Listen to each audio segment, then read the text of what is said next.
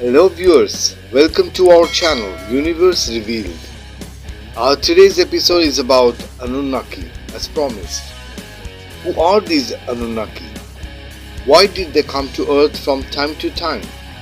Are they alien or God? Were they the mystery group responsible behind many disasters on Earth?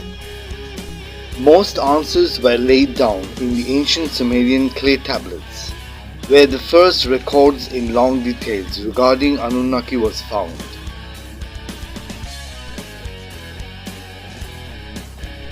During archaeological expedition in 1849, these clay tablets were unearthed in a place which is now a modern-day Iraq. These tablets, bearing 6,000 years old scripts, the chronicle of the deeds of beings revered as gods by the Sumerians, the gods who travelled from a distant celestial realm, referred by one of the most prominent persons in the study of the Anunnaki, is the late Zecharia Sitchin, a Russian-born author and researcher who devoted his life to study ancient Sumerian texts. He published the groundbreaking book, The 12th Planet, revealing his interpretation of the Anunnaki deities. Sitchin stated that the Sumerian gods were indeed extraterrestrial beings who landed on Earth over 450,000 years ago.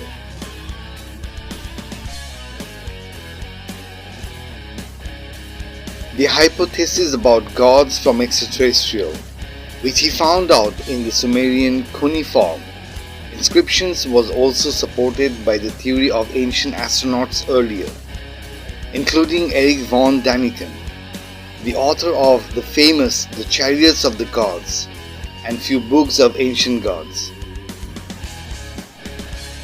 and Immanuel Velikovsky, a Russian-American psychoanalyst and catastrophist, also an author of several books about ancient astronauts and history, and many other early ancient astronauts. The theory from 12th Planet of Sitchin had great influence upon many historians, scholars, and authors to write the Book of Anunnaki, based on the records of Sumerian, Akkadian, Babylonian, and Assyrian.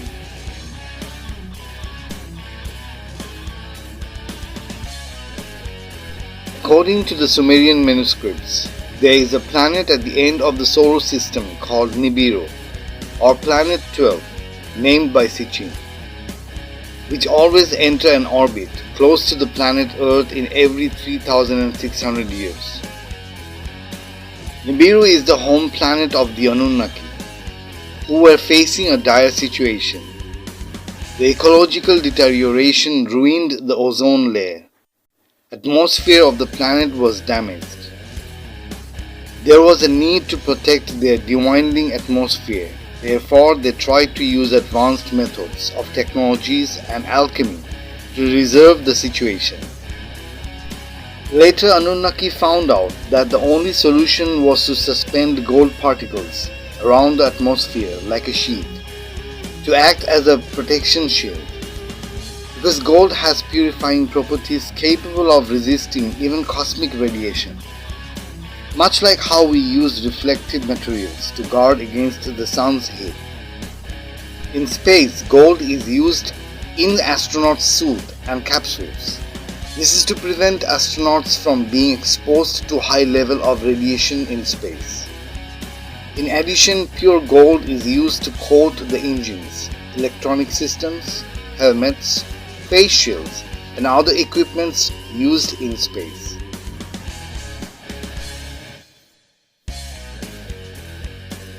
For Anunnakis to do so, a large number of gold was needed. However, gold was a rare resource in Nibiru. That's how our blue planet Earth became Anunnaki's target. Maybe, together with planet Site-16, the mysterious orbit which was loaded with heaps of gold as well as platinum. Who knows? Anunnaki first arrived on Earth about 450,000 years ago. They found out that the planet Earth was inhabited by an old race who lived on Earth since last Earth's pole shifted 780,000 years ago. While the pole shift happened, a lot of the human desired to find the alternative living. Some went to the moon and Mars, but some chose to stay under Earth and made kingdom over there. Whoever were left on the surface Earth, they tried to survive based on their ability. Later, when the Earth got back to normal state, humans who went to Moon and Mars came back to help the group on Earth to create the civilization, as well as the race under Earth who called themselves Agarthian. Please be noted that on that time the gate between under Earth and surface Earth was left open until the invasion of Anunnaki. With sympathy and cordiality, humans on Earth allowed Anunnaki to do mine and trade gold with freedom. They tried as much as they could and sent back to Nibiru. However, the amount that Anunnaki needed was way too much than their ability. At that time, humans on Earth already had knowledge about gold. They didn't just use gold for space and electronics. They also used gold as ornament for naturally regulating body temperature and immunity boosting. As we learned from our ancestors, women should wear gold jewelry and men should wear silver jewelry. That's because the nature of women would get more heat. In the meantime, silver have less ability in external heat regulation, but have high ability to prevent electromagnetic radiation. In former times, men need to work outside all day, while women take care of home. Let's go back to Anunnaki. The amount of gold that Anunnaki needed to protect their planet, they were not getting enough from Earth. Peoples of Earth lived well. Gold mines needed a lot of labor, and the job was risky. Anunnaki was struggling. Later, they found out that under the sea have a lot of gold mines as well as under Earth. Their technology on that time still wasn't good enough to stay under the pressure of sea. They went down to the under Earth kingdom and found out that the beings over there embellished their kingdom with gold and gems to reduce radiation of environment from nuclear generator. Anunnaki tried to negotiate, but the leader didn't agree. Gold was essential for the well-being of under-earth kingdom, and by making a new big mine over there might had caused destruction of Earth as well as tsunami on surface Earth. Being desperate and overconfident with their power, Anunnaki chose to use force. Finally, Anunnaki lost and was banished out of the earth. That was the time when Agarthian decided to close the gates between under earth and surface earth.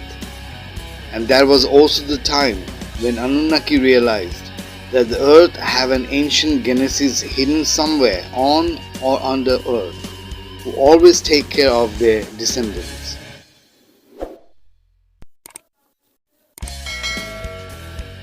Anunnaki came back again on the time of Atlantis and Lemuria civilization. Before Anunnaki went back to their planet, they caused the Great War, which sank many continents and civilizations on Earth, which we talked about in our last episode. Lemuria versus Atlantis, the war and who's behind it. If you haven't watched that episode yet, please check it out.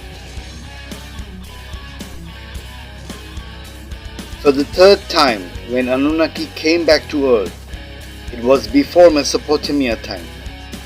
That time they brought their own labor, another species from another planet. Anunnaki called them Aiji. The species were tall, strong, had long body hair, with semi-intelligent. After years of forced labor and humiliation, the Aiji rebelled against Anunnaki, giving rise to another war on Earth. Anunnaki may deal with some groups that act as governor of Earth, just as they always did in the past and still doing even now. Civilization broke into two groups. One group supported Anunnaki, another one supported Aiji. Afterward, Anunnaki won the war. The Aiji were defeated and decimated. Some of them got help by Agarthian and lived under earth. The rest of them hid somewhere far away in the cave. As of now, we call them Bigfoot. And again, the destruction caused by the Anunnaki's advanced weapons led to multiple natural disasters. How did aliens become God on Sumerian time?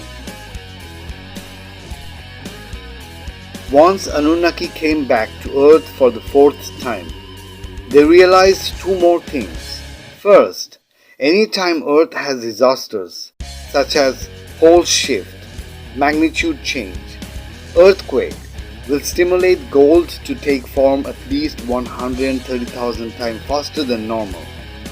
Second, the civilization of Earth believes in God as the creator of the universe. So they found the way to deceive humans to fulfill their evil purpose. The fourth time when Anunnaki came back was on the beginning of Mesopotamia time. To humans they referred themselves as demigods. They helped humans to develop civilization, taught them some basic technologies, but no advanced or high-techs. They became demigod kings and started governing civilization of Earth. They gave humans the wrong idea about sky and under earth. They taught them that humans didn't belong to sky and only after death they can go. The heaven or sky only belonged to Anunnaki as a demigod. For humans they must learn to live on earth and serve Anunnaki with whatever they needed. Anunnaki didn't support humans to maintain spiritual practice.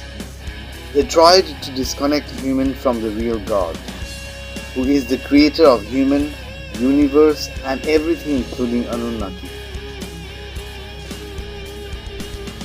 These so-called demigods also cultivated beliefs about under-earth as it was hell, the whereabouts of devil, which we should stay far away from. Anunnaki guarded our race on earth, both from our ancestors in cosmos and Agarthian population in under-earth, to reach us with the truth, simply because they wanted us to be blind and be manipulated for their benefits. Once Anunnaki collected gold much enough, they went back to Nibiru. Humans had freedom to live and learn.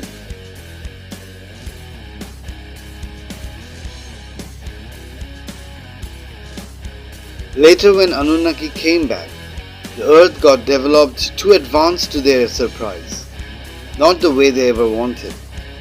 They couldn't control us as a slave, so Anunnaki chose to wait with patience for the right time to contact with the right group. After all, they knew the nature of human very well, how human could be blinded for the greed of power.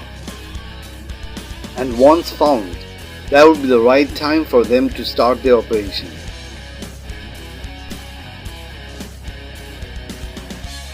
Did I forget to tell you that Anunnaki have a very long lifespan? When humans used to live couple of 100 years, Agarthian from under earth used to live 1,000 years. On the other hand, Anunnaki could live over 20,000 years, especially when they are in Nibiru, because the time over there moves so slow.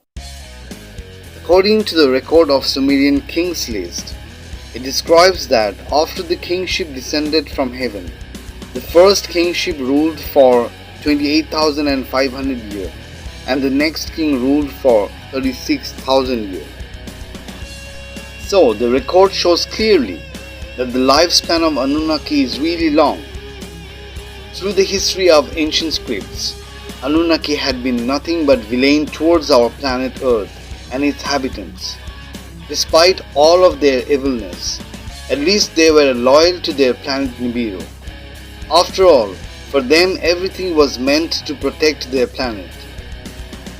Sadly for human race with such short span of life, didn't even think twice to cause the Mother Earth trouble when it came to feed their greed.